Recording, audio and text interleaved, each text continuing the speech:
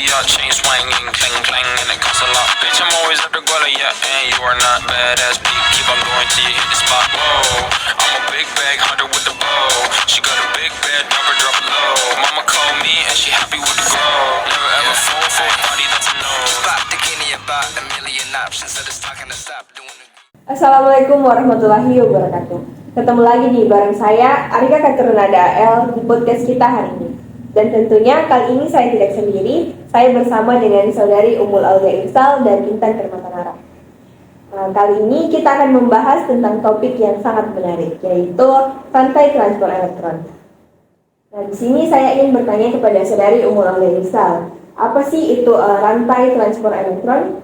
Jadi, rantai transport elektron itu adalah serangkaian reaksi kimia yang terjadi dalam membran dalam mitokondria sel yang menghasilkan ATP, molekul energi yang digunakan oleh sel untuk berbagai aktivitas. Proses ini melibatkan transfer elektron melalui sejumlah kompleks protein dalam membran mitokondria. Selanjutnya saya ingin bertanya kepada saudari Intan Permatanara. Nah, bagaimana sih rantai transport elektron terkait dengan respirasi seluler? Jadi, rantai transport elektron adalah salah satu tahap penting dalam proses respirasi seluler. Setelah glukosa dipecahkan menjadi pirufat melalui glikolisis, pirufat kemudian memasuki mitokondria untuk menjalani siklus Krebs.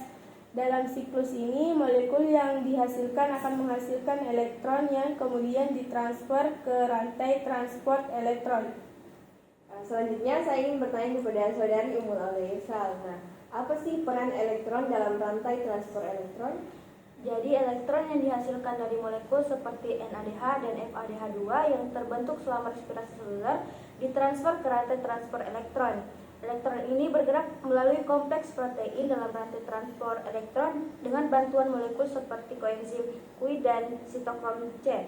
Selama perjalanan mereka melalui rantai, energi dari elektron ini digunakan untuk memompa proton dari matriks mitokondria ke ruang intermembran, menciptakan gradien elektrokimia. Pertanyaan selanjutnya, saya ingin bertanya kepada saudari Intan Permatanara. Apa yang terjadi setelah elektron mencapai akhir rantai transport elektron? Jadi, setelah elektron melewati rantai transport elektron, mereka akhirnya diterima oleh oksigen atau O2 dan proton untuk membentuk air atau H2O. Ini adalah langkah akhir dalam rantai transport elektron. Setelah itu, gradien elektrokimia yang terbentuk selama perjalanan elektron digunakan oleh enzim ATP sintase untuk menghasilkan ATP dari ADP dan fosfat anorganik. Selanjutnya saya ingin bertanya kepada saudari Ummul Aulia Irsal. Apa yang terjadi jika ada gangguan dalam rantai transport elektron? Gangguan dalam rantai transport elektron dapat menyebabkan ketidakseimbangan energi dalam sel. Hal ini dapat berdampak pada produksi ATP yang menurun dan penumpukan senyawa beracun seperti radikal bebas. Beberapa kondisi dan zat seperti racun atau gangguan genetik dapat mengganggu rantai transport elektron. Pertanyaan selanjutnya saya ingin bertanya kepada saudari Intan Permatanara. Apa yang terjadi pada rantai setelah melewati rantai transport elektron? Jadi, setelah melewati rantai transport elektron, elektron akan berakhir dengan mengikat oksigen dalam respirasi aerobik atau akseptor elektron alternatif dalam kondisi fermentasi. Dalam respirasi aerobik, elektron yang berpindah melalui rantai transport elektron akan berakhir dengan mengikat oksigen atau O2 di tahap terakhir, lalu membentuk air atau H2O. Dalam kondisi fermentasi, karena tidak ada oksigen yang tersedia, elektron yang berpindah melalui rantai transport elektron akan berakhir dengan mengikat akseptor elektron alternatif yang tergantung pada jenis organisme dan jalur fermentasi yang terlibat. Seperti itu. Jadi pertanyaan saya yang terakhir kepada saudari Ummul Aulia Irsal. Apa perbedaan rantai transport elektron dalam respirasi aerobik dan fermentasi? Jadi, rantai transport elektron dalam respirasi aerobik dan fermentasi memiliki perbedaan utama dalam akseptor akhir elektron dan hasil akhir yang dihasilkan.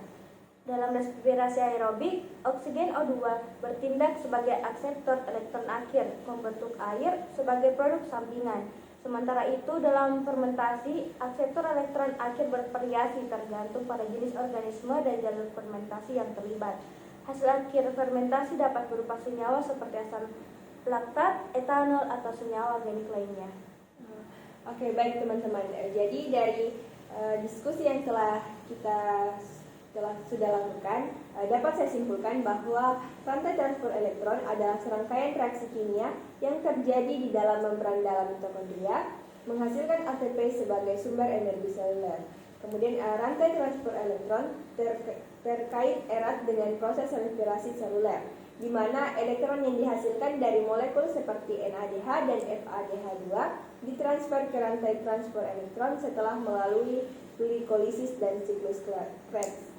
Elektron dalam rantai transport elektron berperan penting dalam membangun gradien elektrokimia melalui pemompaan proton dari matris mitokondria ke ruang intermembran menggunakan energi dari elektron tersebut. Mungkin hanya itu, dan bagi kalian jangan lupa untuk selalu mendengarkan podcast kami. Akhir kata, saya dan saudari Ummul Aulia dan Intan Permatanara mohon pamit. Terima kasih. Wassalamualaikum warahmatullahi wabarakatuh.